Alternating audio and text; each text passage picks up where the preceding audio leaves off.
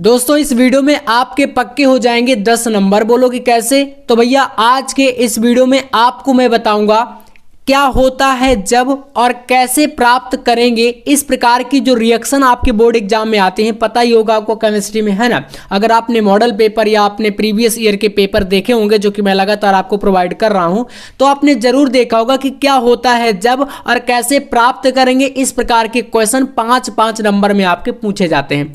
तो टोटल कह सकते हो कि भाई 70 नंबर में 10 नंबर का ये टॉपिक है।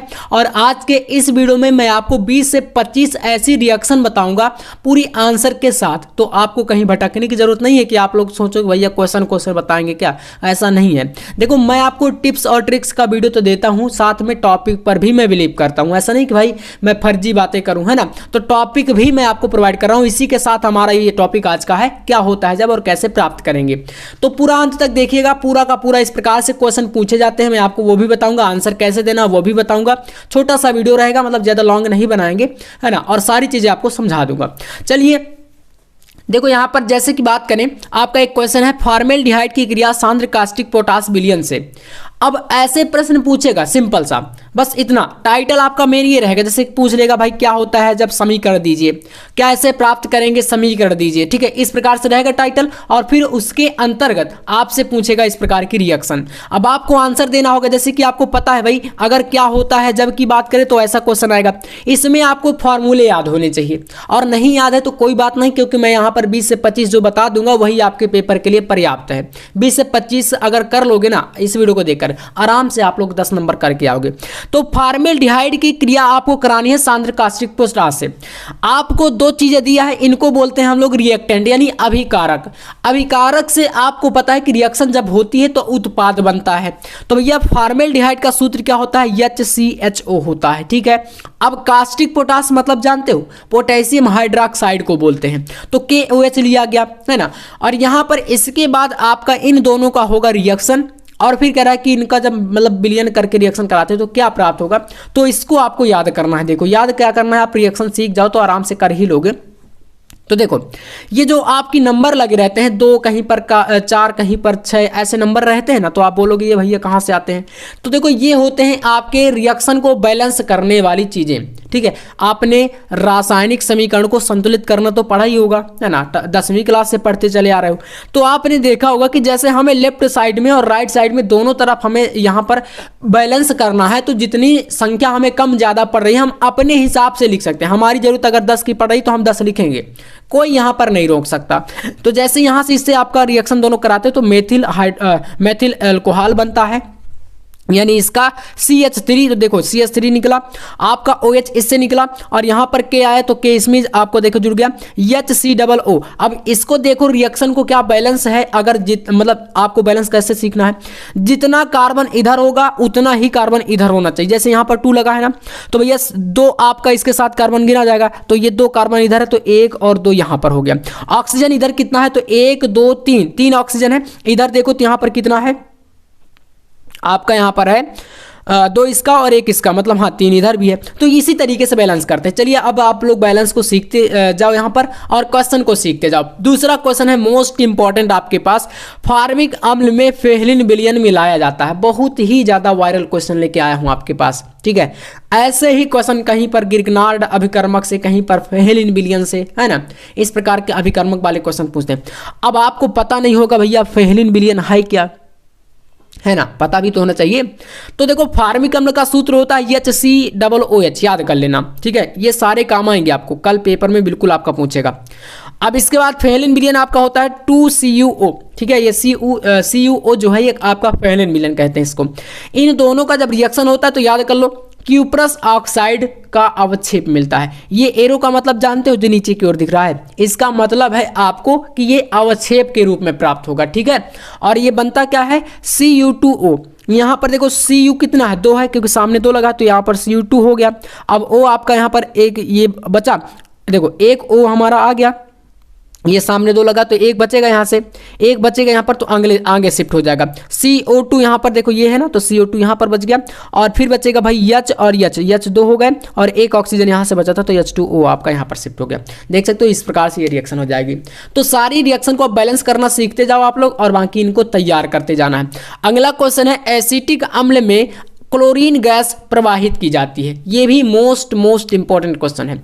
अब देखो एसिटिक अम्ल आप जानते हो यहाँ पर होता क्या है, CH3COOH। ये जो COOH होता है ये कौन सा ग्रुप है, तो आप जानते हो कार्बोक्सिलिक ग्रुप है, ठीक है। एसिटिक अम्ल इसी को बोलते हैं, है ना। तो यहाँ से कह रहा है कि क्लोरीन गैस इसमें प्रवाहित, मतलब कि क्लोरीन गैस के साथ रिएक्शन करानी, तो भैया Cl2 क्या है, क्लोरीन ही तो है। अब प्रकाश की उपस्थिति में इस रिएक्शन को करेंगे जब, तो यहाँ से आपका CH2Cl COOH, और साथ में ये जब इतना हो जाएगा तो यहाँ से बचेगा क्या, एक हाइड्रोजन इसका निकला, नहीं इसका नहीं निकला है, यहाँ से निकला है, ठीक है। CH3 था, यहाँ पर CH2 है, तो एक हाइड्रोजन और एक Cl इसका निकल के HCl बना दिया। अगला स्टेप जब आपका आएगा तो यहाँ पर CH2Cl और COOH को पुनः लेंगे और फिर से क्लोरीन गैस यहाँ पर इसमें प्रवाहित करेंगे, तो HCl फिर निकलेगा और यहाँ पर बन जाएगा HCl COOH। ये इस प्रकार का, अब देखो प्रयास के भी नंबर मिलते हैं, समझ रहे हो ना। मतलब आप लोग ऐसा करना, जैसे कि ये सूत्र है, आपको पहले जैसे ये 1 नंबर का एक क्वेश्चन पूछेगा, 5 क्वेश्चन आएंगे एक टॉपिक पर, क्या होता है जब पर और कैसे प्राप्त करेंगे पर, उस पर भी 5 क्वेश्चन। तो आप लोग क्या करना, जैसे कि एसिटिक अम्ल कह दिया और क्लोरीन गैस, तो इधर का तो कम से कम सही लिख दोगे। इधर आपका प्रोडक्ट में मान लो सही रिएक्शन नहीं करा पाओगे तो थोड़ा बहुत गलती रहेगी, तो भैया प्रयास करोगे तो आपको कम से कम 1 नंबर का क्वेश्चन है, और अगर 5 क्वेश्चन दिए गए हैं तो कम से कम 3 नंबर से ऊपर ही आपको मिलेंगे, ठीक है। अगर सही से पूरा अच्छे तरीके से मेरे द्वारा बताएगा, जैसे कह रहा हूं ऐसे करोगे, तो इधर का पूरा लिखना, मतलब इधर को बोलते हैं अभिकारक या रिएक्टेंट, और इधर को बोलते हैं प्रोडक्ट यानी उत्पाद। तो प्रोडक्ट वाला सही मालूम नहीं कर पाए, रिएक्शन बैलेंस नहीं कर पाए, तो कम से कम इधर का सही कर देना, तो आपका आधा नंबर सभी में मिलेगा, और कुछ क्वेश्चन सही भी कर दोगे तो 3 से 4 नंबर आपका बन जाएगा। तो तीसरा ये हो जाएगा। चौथा क्वेश्चन नोट करना, ये भी मोस्ट इंपॉर्टेंट है। एनिलीन सोडियम नाइट्राइट तथा HCl के साथ 0 डिग्री सेल्सियस पर करते हैं, तो अब 0 डिग्री सेल्सियस पर लिख दिया आप, आगे क्वेश्चन इतना ही देगा, आपका टाइटल एक ही रहेगा, शुरू में ही देगा। तो देखो एनिलीन जो होता है वो होता है C6H5NH2, यहाँ पर NH2 जो होता है यही है एमीन ग्रुप, ठीक है। तो इसी को जोड़ देते हैं जब बेंजीन के साथ, तो वो बन जाता है एनिलीन। अब इसमें सोडियम नाइट्राइट, तो यहाँ पर ये होता है NaNO2, इसको क्या बोलते हैं, सोडियम नाइट्राइट बोलते हैं। अब HCl यहाँ पर ये ले लिए 0 डिग्री पर, तो 0 डिग्री पर अब आगे जगह नहीं, तो इसको जो रिएक्टेंट हमने जो क्वेश्चन जैसा बताया था वैसा हमने ले लिया। अब हमें प्रोडक्ट बनाना है, तो प्रोडक्ट यहाँ पर C6H5Na और डबल बॉन्ड NCl, और इसमें Na आपका बचेगा, तो भैया Na आपका इधर आ जाएगा, और यहाँ पर हमने लिया था 2HCl, तो Cl कितने हैं, 2 हैं, एक हमने यहाँ पर ले लिया तो एक बचेगा, तो यहाँ पर एक जो है Na के साथ जुड़ जाएगा, तो NaCl सोडियम क्लोराइड बना देगा। कुछ देखो ऐसे यौगिकों को आप पहले से पढ़ते चले आ रहे हो, तो कुछ दिमाग लगाना, और फिर उसके साथ कुछ क्वेश्चन को हम लोग ट्रिक से भी कर देंगे, है ना। हम लोग पढ़ते हैं भाई N के साथ हमेशा Cl, हमने देखा है आज तक जितनी भी किताबें होती हैं, आपने देखा होगा सोडियम क्लोराइड रहता है हमेशा नमक, है ना। ऐसे ही आप लोग देखे होंगे HCl कई बार मिलता है, तो कुछ दिमाग से भी यूज कर लेना कि हाँ ये यौगिक बन सकता है यहाँ पर इस प्रकार से अगर दिया है ना। तो ये इस प्रकार से यहाँ पर जल और NaCl बन जाएगा। चौथा हो गया। पांचवा आपके पास इस प्रकार से दिया है, एसिटिल्डिहाइड की टॉलेन अभिकर्मक से, अभी फेलिन विलयन था, अब टॉलेन अभिकर्मक आ गया। तो टॉलेन अभिकर्मक जो होता है इसको बोलते हैं Ag2O, ठीक है। क्या बोलते हैं, Ag2O। तो यहाँ पर देखो एसिटिल्डिहाइड, एल्डिहाइड आपको मिला है लास्ट में, तो समझ जाओ कि CHO आएगा। एल्डिहाइड के लिए कौन सा ग्रुप होता है, CHO होता है। तो यहाँ पर CH3 CHO और टॉलेन अभिकर्मक के लिए Ag2O गिब्स 2 यहाँ पर कराएंगे। इसको हम लोग अगर कहीं पर कोई बता नहीं रहा गर्म करने को बोला तो इस प्रकार का चिन्ह बनाते हैं गर्म करने के लिए, ऐसे, ठीक है। फिर यहाँ पर CH3 और इसका देखो CHO में एक ऑक्सीजन इधर आए तो COOH यानी कि आपका बन गया एसिटिक अम्ल, और साथ में Ag, और इसके साथ सिर्फ आपका Ag ही बचेगा, तो 2Ag बनेगा, और ये सिल्वर है, इसको बोलते हैं रजत दर्पण। तो ये बन जाएगा 5वीं रिएक्शन कंप्लीट है। अब देखो इसके बाद आपके कुछ क्वेश्चन यहाँ पर हैं जो कि जैसे आपका पूछता है कभी कभी कि ग्लिसरॉल को ऑक्जेलिक अम्ल के साथ गर्म करते हैं, तो क्या प्राप्त होगा? ग्लिसरॉल। देखो ग्लिसरॉल का जो फार्मूला होता है वो याद कर लेना, CH2OH। आज के इस वीडियो में मैंने यहाँ पर लिख के क्यों लाया, मैं आपको चाहता तो करा देता, बट लिख के जब समझाऊंगा ना तो यही वीडियो बन जाएगा 40 से 50 मिनट का, क्योंकि 20 से 25 रिएक्शन बहुत होती हैं और मैंने लिख के रखा है, तो भाई हर चीज़ें देखो आपको समझ में आ रही कि नहीं, क्योंकि क्लियर है सब कुछ। मैं बता देता हूँ कि यहाँ पर है ये है, यहाँ पर ये है, ऐसे। चलो, तो CH2OH, CHOH और H2OH ये आपका होता है ग्लिसरॉल। ऑक्जेलिक अम्ल की बात करते हैं, यहाँ पर प्लस करके COOH और CO और यहाँ पर आपका क्या जुड़ा है, OH। तो देखो ऑक्जेलिक अम्ल का ये हो जाएगा। अब कह रहा है कि गर्म करते तो हीट वाला चिन्ह बना दो और फिर इस प्रकार से ये यौगिक बनेगा और लास्ट में H2O सिर्फ निकाल देना। और ये जो यौगिक बना है इसको बोलते हैं ग्लिसरॉल मोनोऑक्जेलेटो। क्या बोलते हैं? ग्लिसरॉल मोनोऑक्जेलेटो। तो ये मोस्ट इंपॉर्टेंट आपका क्वेश्चन इधर हो जाता है, ठीक है। इसके बाद देखो कह रहा है कि सोडियम थायोसल्फेट आयोडीन से अभिक्रिया करता है, यानी आपको सोडियम थायोसल्फेट का अब भैया फार्मूला आना चाहिए। तो देखो ये होता है टू तो नंबर है Na2H2O3, ये होता है सोडियम थायोसल्फेट। 2 क्यों लगा है? रिएक्शन को बैलेंस करने के लिए। तो यहाँ से आयोडीन को पता है ना आपको, I2 लिख सकते हैं, ये हो जाएगा आयोडीन के साथ इसका रिएक्शन। जब कराएंगे तो आपको पता है कि Na के साथ हमेशा I रहता है, आपने कई बार देखा होगा। तो भैया NaI हो जाएगा Na2 और यहाँ पर देखो Na2 है तो Na2 कर दो और यहाँ पर हो जाएगा S4 और यहाँ पर O, और O कितने हैं? वो आपके 6 है। यहाँ पर बैलेंस आई थिंक नहीं है, रिएक्शन अभी है ना, हमारी रिएक्शन बैलेंस है यार। तो देखो यहाँ से इस तरीके से कर सकते हो आप। यहाँ पर देखोगे तो वो आपका 6 है, क्योंकि यहाँ पर 2 और ये 3, तो 2 गुणे 3 यानी 6 ऑक्सीजन, तो यहाँ पर 6 ऑक्सीजन हो गए। और 2 गुणे 2 यानी कि 4 आपके यस हो जाएंगे, तो 4 यस भी है, सही है, बैलेंस ऐसे ही करता है। तो ये सोडियम टेट्राथायोनेट बनेगा। इसके बाद अगला 7वां क्वेश्चन यहाँ पर आपके पास देखो दिया है इस प्रकार से, कह रहा है कि सिल्वर नाइट्रेट के विलयन में फास्फीन गैस मिलाने पर। अब फास्फीन गैस क्या होती है, सिल्वर नाइट्रेट क्या होता है? देखो AgNO3 सिर्फ सिल्वर नाइट्रेट है। 6 मैंने बताया कि संख्या होती है जो कि बैलेंस करने के लिए लगाई जाती है ना, तो इसको देख लोगे आप लोग। यहाँ पर फास्फीन PH3 इसको बोलते हैं। और यहाँ पर भैया कह रहा है कि फास्फीन गैस मिलाने पर। अब आपको पता है कि यहाँ पर H2 हमने क्यों लिया, कई बार ऐसा आपने देखा होगा, कई सारी बुक में लिखा रहता है, समझ में नहीं आता है कि भैया इसमें तो सिर्फ सिल्वर नाइट्रेट और फास्फीन को बोला था, ये H2 कहाँ से आ गया, तो बड़ी समस्या बन जाएगी।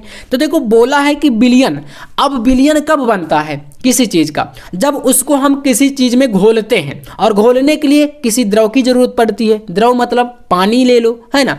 तो यहाँ पर आप समझ जाओ कि तब ये विलयन शब्द जुड़ गया, तो इसलिए हमने यहाँ पर पानी यानी H2O लिया है। तो ये चीज़ें किताबों में नहीं बताई जाती हैं, है ना। ये चीज़ों के लिए थोड़ा सा आपको टीचर की ज़रूरत पड़ती है, और बहुत सारे टीचर हैं जो कि आपको पढ़ाते भी हैं अच्छा।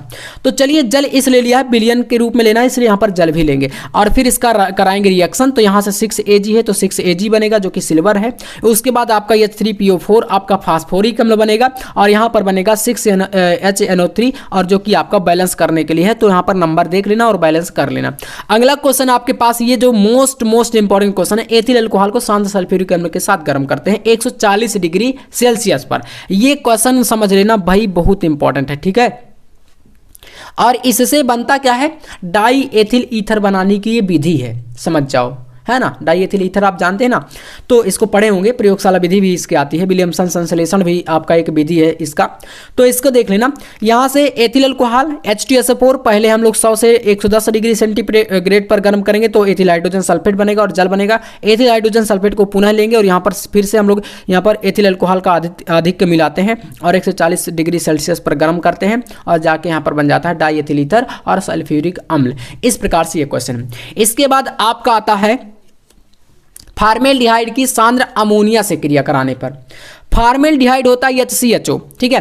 अमोनिया होता है आपका NH3, लेकिन यहाँ पर 6 और यहाँ पर 4 इसलिए लिए हैं, तो इसका रिएक्शन को याद कर लेना। इससे यूरोटोर्पिन नामक एक आपका पदार्थ बनता है जो कि आपका CH2 और N4 का फार्मूला इसमें होता है।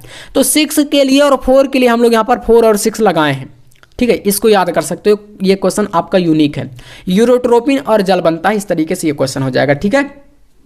देखो यहाँ पर 10वां नंबर दिया है आपके पास, फॉर्मल्डिहाइड को मेथिल मैग्नीशियम ब्रोमाइड के साथ उत्पाद को जल से अपघटित करते हैं।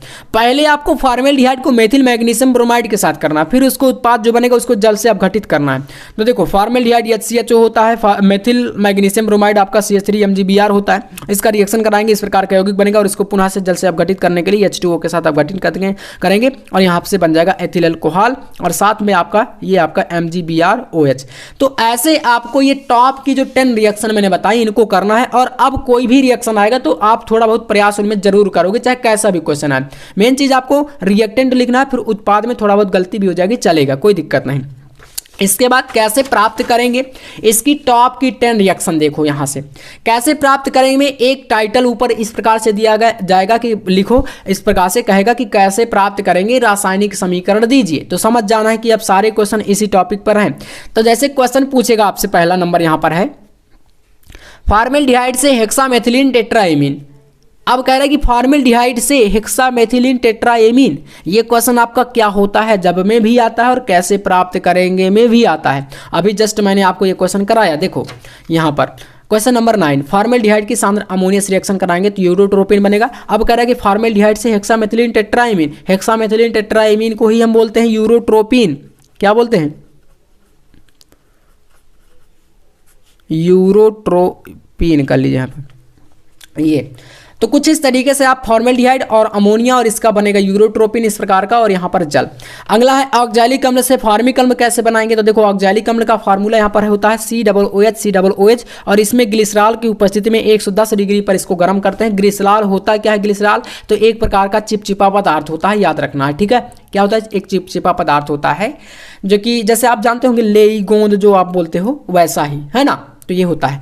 अब इसके साथ गर्म करते हैं तो फार्मिक अम्ल बनता है, जैसे कि HCOOH। यहाँ पर क्या है? C आपके दो हैं कार्बन, कितने हैं? 2। एक यहाँ पर गया, एक कार्बन बचेगा जो कि यहाँ पर आया। ऑक्सीजन 1 2 3 4 हैं, 2 यहाँ पर गए, 2 बचे तो यहाँ पर 2 आ गए, तो CO2 और यहाँ पर ये फार्मिक अम्ल। ऐसे आपका ये यौगिक हो गया। तीसरा क्वेश्चन, एसिटिल्डिहाइड से क्लोरल। एसिटिल्डिहाइड से भैया क्लोरल बनाना है। देखो यहाँ से CH3CHO और 3Cl2, ये एसिटिल्डिहाइड है, CH3 और एल्डिहाइड ग्रुप है तो इसलिए CHO जुड़ा है। देखो क्रियात्मक समूहों को जरूर याद कर लेना, जैसे कि CHO OH अल्कोहल के लिए, COOH आपका कार्बोक्सिलिक अम्ल का, ईथर का आपका O होता है, कीटोन का आपका CO होता है। ऐसे क्रियात्मक समूहों को भी आप लोग याद करते जाना क्योंकि इंपॉर्टेंट है। तो इसका कराएंगे रिएक्शन, क्लोरल बनेगा यहाँ से और आपका HCl बन जाएगा। फिर आपका चौथा है मेथिल अल्कोहल से एमीन, एथिलेमीन, तो ये इस प्रकार से रिएक्शन होगा यहाँ पर PCl5 की उपस्थिति में, तो यहाँ पर बनेगा मेथिल क्लोराइड। फिर कैसियन के साथ तो यहाँ पर मेथिल साइनाइड जो कि एक जहरीला पदार्थ है, और इसको पुनः से आप लोग यहाँ पर कराओगे 4 हाइड्रोजन की उपस्थिति में, यानी कि नवजात हाइड्रोजन, तो यहाँ से बन जाएगा आपका एथिल एमीन। ठीक है। 5वां देख लो, एसीटोन से क्लोरोफॉर्म। अब सिर्फ क्वेश्चन को देखो, मैं आपको आंसर के साथ इनका स्क्रीनशॉट करवा देता हूं जो कि इंपॉर्टेंट है। ठीक है, रिवीजन वाली क्लास है ये, आपको पता है। तो चलिए अब देखना, इसे में मैंने लिख के रखे, स्क्रीनशॉट कर लेना। यहाँ से क्या होता है जब वाले ये सारे क्वेश्चन इस प्रकार से हैं। देखो यहाँ पर सिल्वर नाइट्रेट का विलयन फास्फीन गैस प्रवाहित करने पर, तो ये इस प्रकार से रिएक्शन ऐसे करना है। कॉपी में भी आप ऐसे करिएगा। सोडियम हाइड्रोक्साइड के विलयन में क्लोरीन गैस प्रवाहित करने पर, तो ये इस प्रकार से क्या क्या बनेगा, है ना। और इसके बाद है एथिल अल्कोहल को सांद्र सल्फ्यूरिक अम्ल के साथ 140 डिग्री पर मैंने कराया ना अभी कि इसके डाइएथिल एस्टर बनता है, ये बनता है। तो इसका कर लीजिए स्क्रीनशॉट। एंड इसके बाद आप आ जाओगे यहाँ से आइसोप्रोपिल अल्कोहल, ये मोस्ट इंपॉर्टेंट है कि वाष्प को 300 डिग्री पर गर्म करने पर, गर्म कॉपर प्रवाहित करने पर, तो ये बनता है इस प्रकार का एसीटोन। ठीक है, ये यौगिक हो जाएगा। इसके बाद फॉर्मल्डिहाइड की सांद्र अमोनिया से, और इसके बाद फॉर्मल्डिहाइड की क्रिया सांद्र कास्टिक पोटाश से। ये सारे क्वेश्चन मैं अभी जस्ट आपको बता चुका हूँ। इसके बाद आप आ जाओगे यहाँ से भाई कैसे प्राप्त करेंगे ये वाले क्वेश्चन पर। ये क्वेश्चन इधर के हैं, क्या होता है जब वाले फिनॉल को ठंडे जल में तनु करने पर, इस प्रकार का ये क्वेश्चन आपके सामने है ना। तो इसके बाद अब चलो यहाँ से देखते हैं कैसे प्राप्त करेंगे। ये सारे क्वेश्चन कैसे प्राप्त करेंगे वाले हैं, है ना। तो यहाँ से जैसे कि पूछ लिया कि भाई एथिल अल्कोहल से आइडोफार्म कैसे, आइडोफार्म परीक्षण इसको बोलते हैं। ये आपका इस प्रकार से यहाँ पर इसका रिएक्शन पूरा। ऑक्जैलिक अम्ल से फार्मिक अम्ल अभी जस्ट बताया। फॉर्मल्डिहाइड से मेथिलीन टेट्राइमीन, ये भी मैंने आपको बताया। तो ये 3 मोस्ट इंपॉर्टेंट फर्स्ट क्वेश्चन है। इसके बाद यहाँ से आप आ जाओगे 3 के बाद चौथे नंबर पर, जो कि है एसीटोन से क्लोरोफॉर्म। ये आपको ऐसे बनाना है। बेंजीन से एसिटोफिनॉन, ये आपको ऐसे, देखो यहाँ पर आपका एसिटिल क्लोराइड के साथ बेंजीन की रिएक्शन होगी और शुष्क ईथर की उपस्थिति में इस प्रकार से बुर्ज फिटिंग अभिक्रिया आपने पढ़ा होगा। नेमिंग रिएक्शन भी यहाँ से बहुत सारी बन जाती हैं। एसीटोफिनॉन बनेगा। और इधर के क्वेश्चन है आपका बेंजीन से एनिलीन कैसे बनाएंगे, बेंजीन से बेंजल्डिहाइड कैसे बनाएंगे, बेंजोइक अम्ल से टॉलुइन कैसे बनाएंगे। ये सारे क्वेश्चन बहुत ही ज़्यादा इंपॉर्टेंट है। और 9वां और 10वां क्वेश्चन इधर है, फिनॉल से बेंजीन और एसीटोन से क्लोरीटोन। तो ये आपके ये जो मैंने इतनी रिएक्शन इस वीडियो में बताई, अगर इतना कर लेते हो तो 10 नंबर तो भैया फिक्स है आपका। क्या होता है और जब और कैसे प्राप्त करेंगे वाले टॉपिक आपके 100% पूरे सही जाएंगे। तो अगर वीडियो पसंद आए लाइक करके चैनल को सब्सक्राइब कर सकते हो। बाकी हाँ, एक वीडियो और आने वाला है बहुत ही जल्द, जो कि आपका बचा हुआ टॉपिक है भैया इंपॉर्टेंट परीक्षण वाले, ठीक है, जितने भी क्वेश्चन, और एक न्यूमेरिकल पर आएगा। तो वीडियो आपको लगातार मिलते रहेंगे, बस आपको चैनल से जुड़ करके पढ़ाई अपनी करती रहना है। एक दिन का टाइम था, मैं आपको पूरा रिवीजन करवा दूंगा। मिलते हैं नेक्स्ट वीडियो में नेक्स्ट टॉपिक के साथ, तब तक के लिए जय हिंद, वंदे मातरम।